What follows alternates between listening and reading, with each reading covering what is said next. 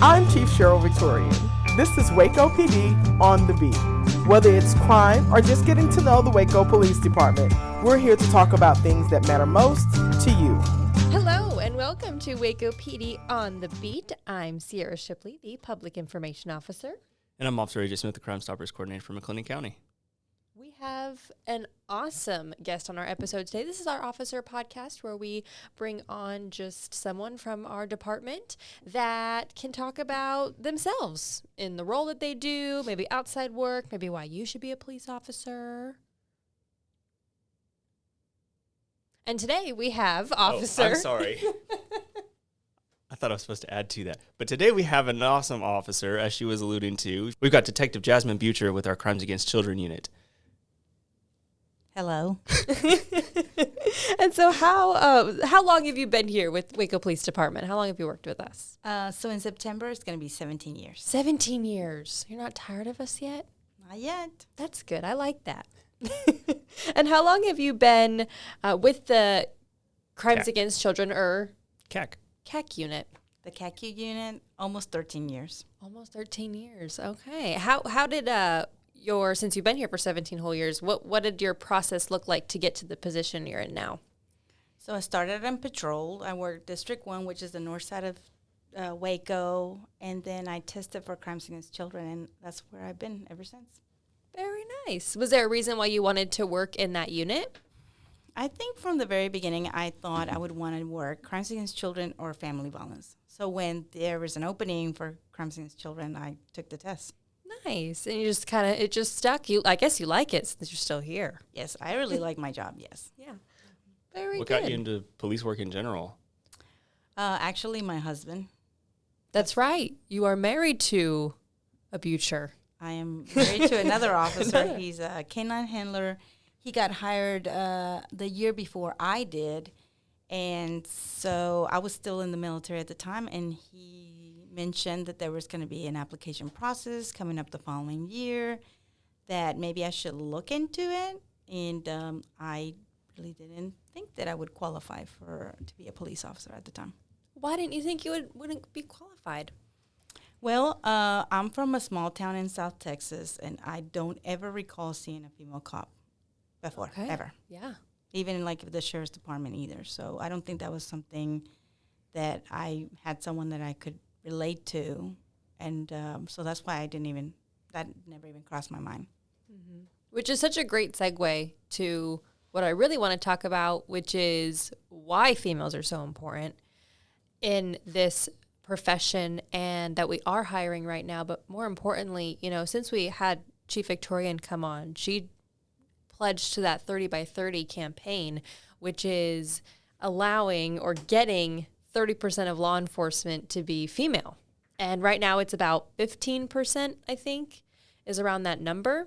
And so how exciting was it first to know that we have a chief that's kind of pushing for that, for that message and for to get more females into this position?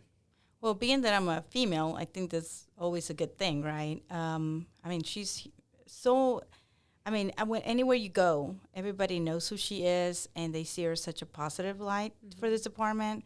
So she brings to the table something different than I think I've seen from other previous chiefs. The Waco Police Department Crime-Free Housing Program is designed to build a partnership between police and owners or managers of rental properties to keep drugs and other illegal activity off property.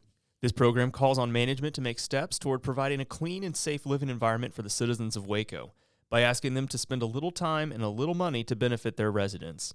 This will also benefit the property managers as well.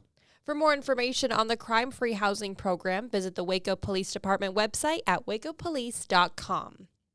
Yeah, I know, AJ, this is you're not a female yourself, but... My story. but besides your sergeant, your whole unit's female. Yes. So you see the work He and I are the minority, and they scare us.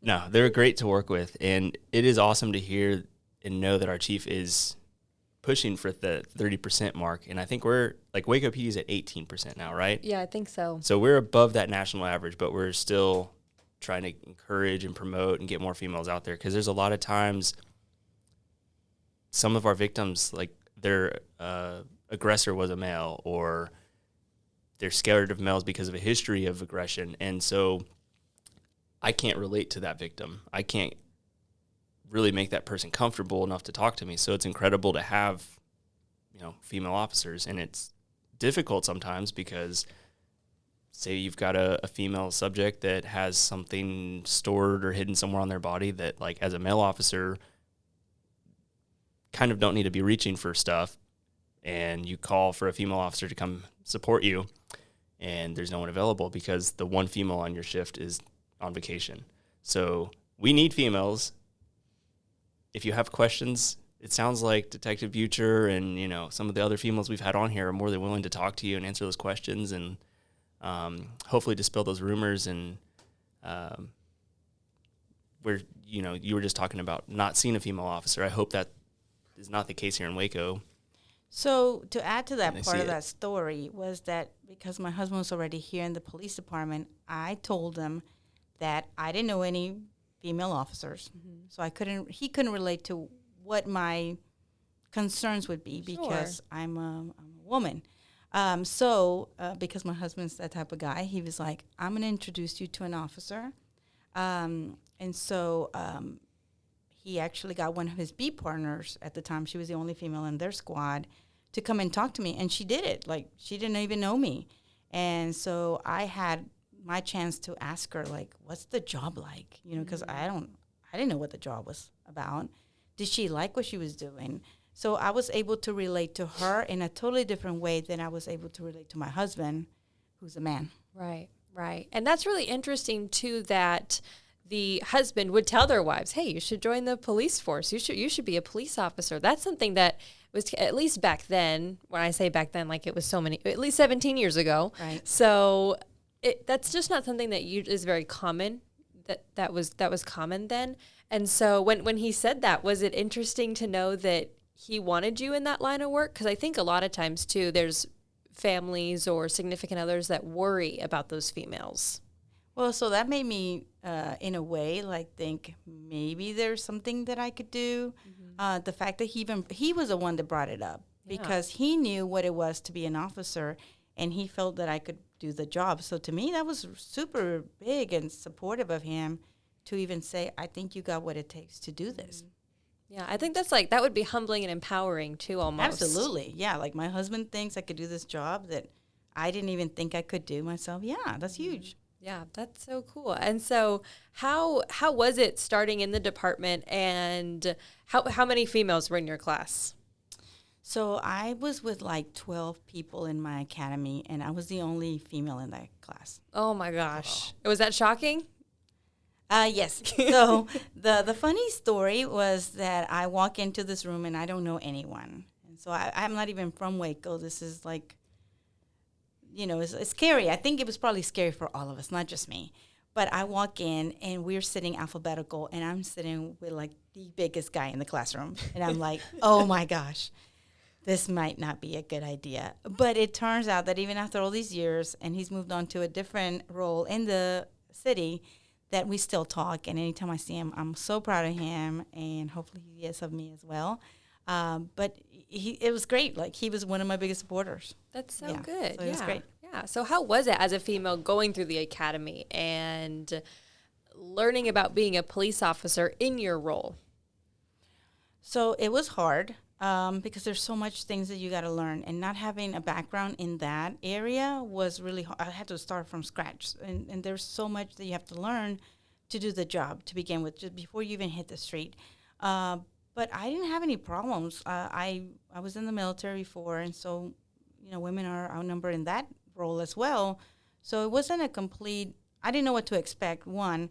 But two, I wasn't shocked because I had worked with mostly men in my prior role. So okay, very good. So you're kind of used to it. Yeah, I was kind of used to it. It wasn't a big deal. They didn't treat me I didn't feel like they treated me different than they talked to themselves. Like we would go to one of the officers' house to study. We would all get together, whoever could make it. So I always felt like we had a pretty good group of people that even, like, we were all trying to just make it, really. And I never felt like I was excluded or treated different because I was a woman. Right. I think our department might do, as far as what I've seen in the recruits too, they all are very camaraderie type sense of helping each other, especially those newbies that come on and the recruits. I always see there's never really any more than 2 females or 2 or 3 that are in the academy still, and so we want those females to join or at least inquire. Doing ride-alongs is so beneficial. So, is that something that you had ever done a ride-along before? So I think, I don't remember if it was around the time that I had already started my packet, or I don't really remember, but I was able to ride along with my husband because he was already working the street. And I remember he worked midnight, South Waco. And I'm waiting in the car, patiently just watching and seeing what he's doing. And he motions for me to, like, come to where he's at. And I'm thinking, like, why would he need me here? Am I supposed to get out? All right, do I get out? Do I stay here? Maybe he means something else. And so I get out. And he actually, because I'm a Spanish speaker, I didn't realize, I never imagined how important that would come into this job. The ability to speak a different language that comes in so handy. And so that day, he put me to kind of work. And I was able to, like, solve the issue there because he didn't know. Right. And so to me, I was like, you know what, I think I could do this. And it was great because he used me as his Spanish-speaking translator for what he needed that day. Oh, wow. Mm-hmm. Wow. When did you, but besides that point, when you started the job, when did you realize that Spanish was such a vital, Like a skill to have. vital skill, I guess I can say. Well, I think that I'm not really sure as far as how what the population of Spanish-speaking only is in Waco, but I think right from the beginning there was always some call, and being that that's another thing. There's not a lot of Spanish-speaking female officers, so that was like, I didn't realize that it was going to be so needed. So yeah, you have Spanish-speaking call, then you would go out and assist them and let them know what you have. But I feel like it just comes in waves. Sometimes it's like there's a lot of cases that come in with Spanish-speaking only, and sometimes it goes a few months without getting one. So, but I feel like it comes in But very they are handy. there. Oh, absolutely, yeah, for sure. Well, shoot, I just was thinking about a couple months ago, she and I were working park patrol, and we're getting ready to come back to the police station, unload, go home for the night. Call goes out where there's a person got stabbed and Spanish speaking only, and there was no Spanish speakers available. They were all tied up on calls. So I was like, you want to do some real work? And we did. And we were there for another 3 or 4 hours. Yeah, I actually was like, I missed that because, in the role that I play currently, we don't get that. So we were real close by, and I was like, I'm not really sure who's all on, but we're close. You want to go? And AJ was like, yeah, let's do it. So I felt like the real police, going out to calls. And because you're not on the streets as often. Right, being a detective. Right. So I work the off-duty jobs, and every so often we actually have to do more like your patrol functions. So that was a lot of fun. I forgot about that, AJ. I thoroughly enjoyed that. Yeah. Oh, yeah. And the next couple of weeks, I talked about it with the explorers. I showed them the body camera, and I was like, I forgot how bloody this was. I'm so sorry.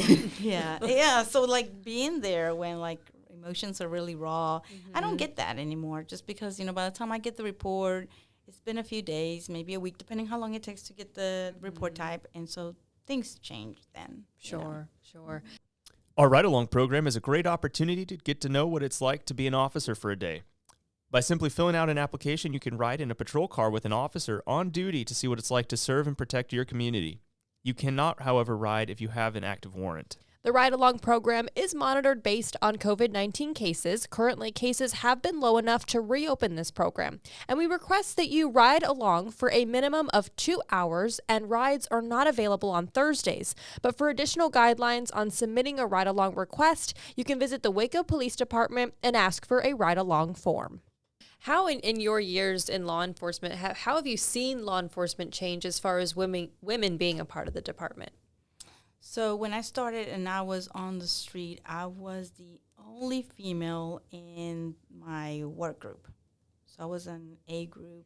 So I worked in the evenings, 3 to 1, A group, and I was the only female. So, this is like when I'm out on the street. And so since then, I know that there's some squads that had a lot, like the majority were female. And so I think that females bring a different perspective to the job. And so I'm not sure exactly if that's how I've never heard a male officer say otherwise either. But I know how it is even for me, because I am the only female detective in my job. So I'm one of 6. Okay. And you're the only female in your unit. I'm the only female in my unit. Interesting. Okay. So. All right. And I think, we'll give it to the guys, the men, that they can play important roles too, and they do. But there's just I guess that motherly sense or just the motherly role that females can play or show to the people that they meet on incidents, and sometimes it's just a little bit more easier to open up to women. Right.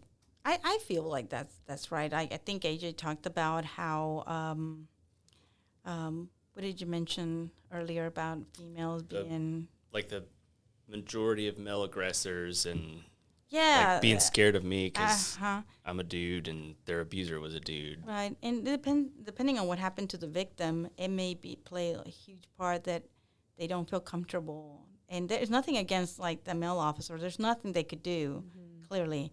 But yeah, I think the females bring a different perspective to the job. We're like the mothers, we're the nurturers. I also think, not against you, AJ, but I feel like we listen in a different way. Sure. Sure. I think it's just different things that females might be able to pick up on.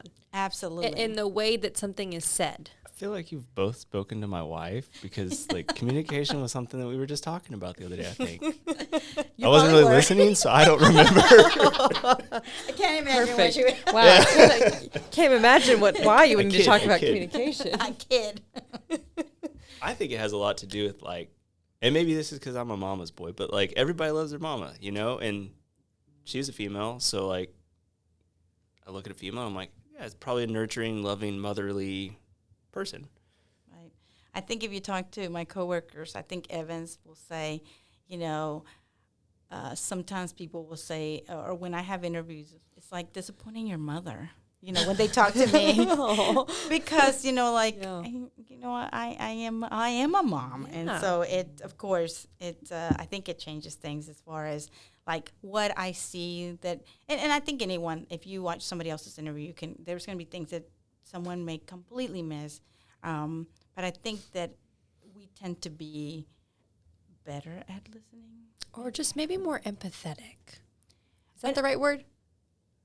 Yes. I think that's the right word. Yes. I think so. Be able to put yourself in that person's shoes. Yeah. And I think we also have the numbers of use of force. Not high numbers for female officers either. I think we tend to de-escalate things, probably. With our words versus our hands. Right. Mm-hmm. 'Cause that's our strength. I think that is. I would disagree. Going back to the predominantly female office that I work in, I've been chased with a shoe, a belt, a lot of stern looks. Well, it's not a hostile work environment. It's not I'm just scared to go there. It's not a shoe in your unit. It's a chancla. Chancla. Yeah. Well, I've gotten both the chancla and the sneaker from my gym bag, I think. Oh, my gosh. We were actually talking about that. Peanut butter. I got chased with a handful of peanut butter yesterday. AJ, there's many things that you say that are just incorrect. It's not incorrect, though. Look here. Picture to prove. AJ just likes to sometimes try and compare certain instances in the female life that I'm like, you're a man, you just can't compare that.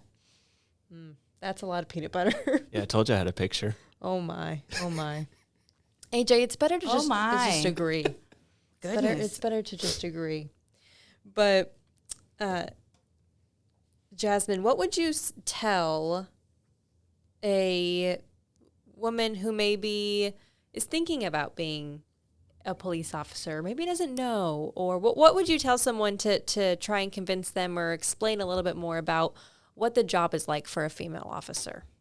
So I think just from my own experience, if you find one, or if you can call the police department and say, because I think Sophie and I have met with younger women, and that have like an interest in this area of work, and to just give them a little bit of a glimpse about what this job is really like. Because I think, like I said, for me, my husband having that confidence in me was huge. I'm not going to take that. That's why I'm always going to say my husband was the one that kind of got me in this path. Yeah. But I'm going to give it to Officer Sear. She's not with the department anymore.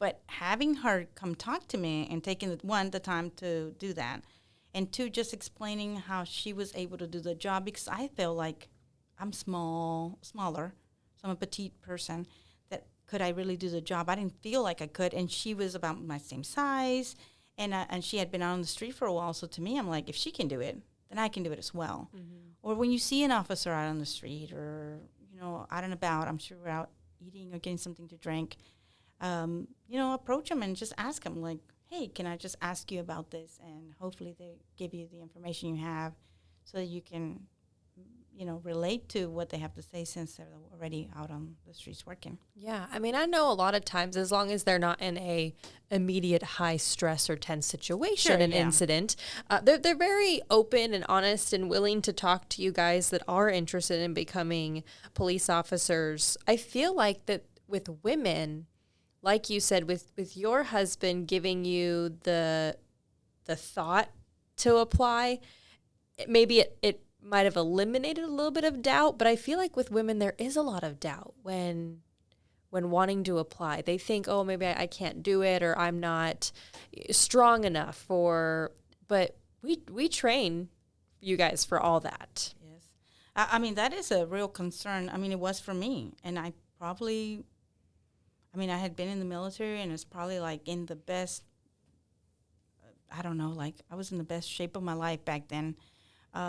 But even then, when I showed up and there was like all these applicants, I was like, should I just go home now?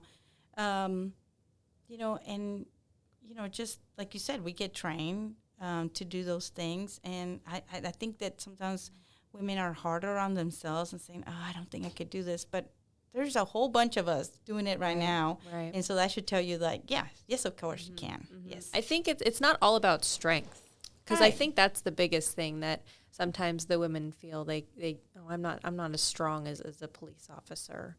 But I think sometimes women are emotionally stronger, which is kind of like, they say we're emotional, but sometimes I think deep down we're probably a little bit emotionally stronger, I feel. AJ, what do you think? I was going to say it's not about the strength, because I think a lot of the stronger people get stuck in this like brute force caveman, oh, I can do powerful things.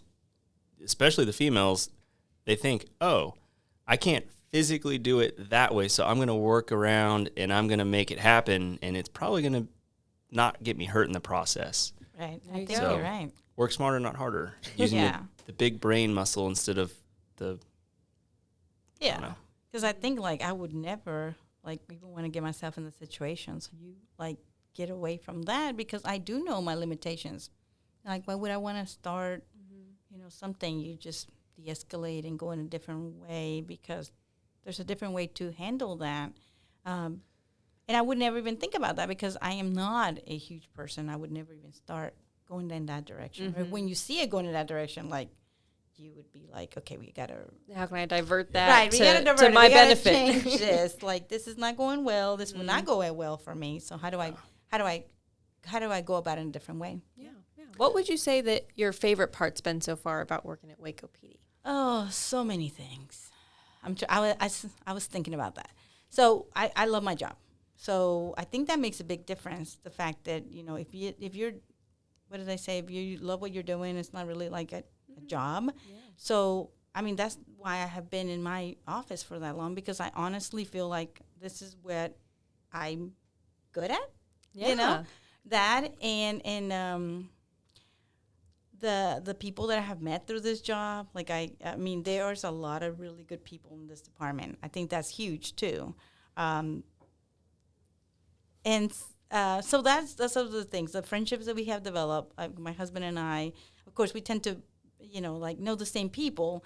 But yeah, there's some like really good people here that care about what's going on in our city. I feel like the department's going in a good direction. I don't know there's ever been this much community involvement with the officers. Just this weekend we did something, And, you know, like sometimes it's not about like putting people in jail, but it's more about like, you know, like going out and doing something with like the community and seeing how much they appreciate you. Or someone coming to you like years after you work the case, they come out of nowhere and they're like, and they say thank you. Like that's what it's really all about. And so to me, that's good enough.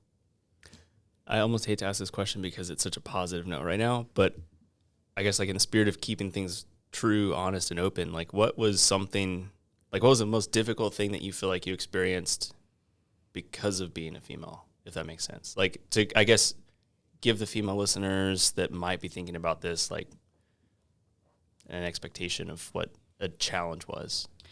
So, you know, I did mention that pretty much everybody was pretty fair. I never felt, there might be some females that have felt that, like they didn't, you know, like they didn't want, I know that in the older females that have come before me or, you know, they were here several years, that wasn't necessarily the mentality. Mm-hmm. I don't feel like I've had very many of those interactions. So as far as being a female and having people not want to work with me because I was a woman or something like that, I have very, very few and far incidents. I did have one incident that I can recall when I was in the academy.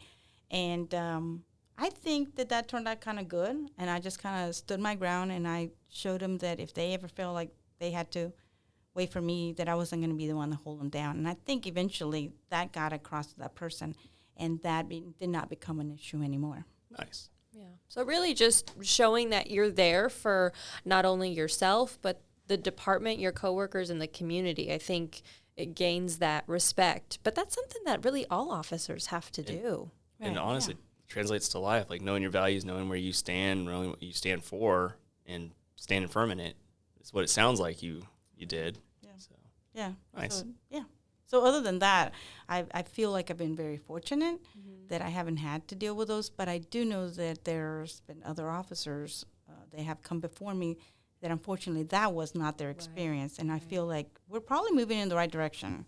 Absolutely. As far as like having more females. I mean, you can clearly see it in the ranks that, you know, we have, you know, we have a commander, we have several sergeants that are females. Our chief is a female. So you clearly see the change that's now is where we are at now. So, yeah. Oh, yeah. I remember when we were doing the interviews for Women's History Month and listening to people's stories from, you know, a first female police officer to officers that are working with us today. It was, we didn't have women's bathrooms in the department.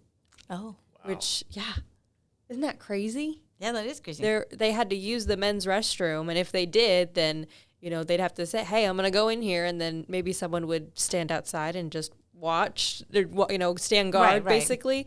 And so, so I think we are moving in the right direction to listen to the interviews, and those are all on our Facebook page. If anyone wanted to go and watch those, we even did your story as well. Yeah. And it was really interesting to see how it has evolved. So I would say we're moving in the right direction. I do too. Mm-hmm. Is there something that you wish you knew when you started the academy, or that you wish you were prepared for, but maybe you weren't, or anything like that? So I don't know that anyone can prepare you to what you're about to get into. I think that there's no way. You know, I remember, you know, starting out and not really knowing what this job was going to bring and how it has changed me as a person, good and bad. But I maybe like knowing that it's going to be a hard job, but how fulfilling it is, like personally for me. Mm-hmm. Like I said, those little things where someone like, or when you know like that you made a difference on somebody's life. Yeah. I think that I don't know that you can ever prepare for something like this. Like, how do you tell somebody, like, you're going to see some really bad things because you are, and you're going to see, like, probably the worst in humanity. But you're also going to see a lot of really good things happening as well. And so that's kind of hard to measure, I think. Yeah. But you have to make sure the good, at least, because obviously we do see a lot of bad, but we have to remember that good is going to outweigh the bad. Traditionally, Crime Stoppers is only able to pay up to $2,000 on a tip if it leads to a arrest. But In order to help combat the gun violence that our community is experiencing, Crime Stoppers is paying up to $1,000 just for the recovery of a firearm that's illegal. So anything that's used in the commission of a crime, stolen, or otherwise illegal can get you up to $1,000. By submitting a tip through the newest method provided by Crime Stoppers USA, you can call *tips from your mobile phone, which sends you a follow-up text with a link to provide follow-up information at any time. As always, you can visit online 24/7 at wacocrimestoppers.org or call 254-753-HELP or 4357 to provide any information on an illegal firearm or any other information which leads to an arrest for a reward of up to $2,000. So send in a tip, because tipping ain't snitching, for sure. Yeah. Well, that's very good. Anything else that you want to touch on, talk about? Anything at all? I don't know. I think that hopefully we are becoming more available to people that feel like they could come to us too. That we want people to ask those questions, because, like I said, that was me 17 years ago, like thinking, oh man, I don't think I could do this. And then, realizing that you can. And all it took was really someone like taking the interest and just, talking to me and saying, yeah, you can. And maybe that if you're at that, that where you don't know if you want to do this, like find somebody, find a female, ask them questions, do a ride along. Yeah. Because I'm telling you, like that ride along, I think by the end of that shift with my husband, I wanted him to make traffic stops so I can see how that worked. I wanted to be all involved, and I couldn't. But I was like, wow, this is so awesome. Like, your job is so amazing. You get to talk to all these people, the people that you get to meet in this job. I think it was great. So, yeah. Yeah, and ride-alongs, we do offer those still. You can find those ride-along forms on our website. You can also visit the Waco Police Department and fill one out. It gives all the stipulations and the rules and all that on that piece of paper. Too many to really remember, but there are a few things that you have to remember and abide by when you do those ride-alongs. But yeah, that's something that is open and available to anyone that would want to do that. And we're hiring, which is deadline is escaping my August 30th. That's the deadline. 30th or 25th? August 30th. 30th. I'm pretty sure we also talked about the same exact thing yesterday. Yep, sure did. And we had the same conversation. And I was like, did. definitely the 30th. August August 30th is the application deadline. So but don't wait till the last minute. Look like that good straight A student that turned it in before it was due. Yeah, because it is a big packet, Don't daunting. be like me. Little daunting, but you can get it done. So Detective Bucher, thank you so much for joining us here on Waco PD on the Beat, giving us a little insight into the law enforcement field as a woman. Thank you so very much. And thank you guys for listening this week. We are putting up episodes every week. And so we love doing this with you guys and love talking about it every week. Yeah. It's fun. Give us feedback, too. Yeah. I don't think anybody's given us feedback. beat@wacotx.gov if you have critiques or suggestions. Or if you just want to say hi. That's Or fine. that, too. Or if you have something that you really Or want if to you talk want us about. to get you in touch with a female officer, because we have 18% of our department, whatever number of people that is. Well, we want to get to 30%. So make sure you guys apply, and that is wacopolice.com. And thank you guys again so much for joining us. I'm Sierra Shipley, the Public Information Officer. I'm Officer A.J. Smith, the Crime Stoppers Coordinator from McLennan County. Have a good one, Waco. Till next time. Waco PD on the beat. The heartbeat serving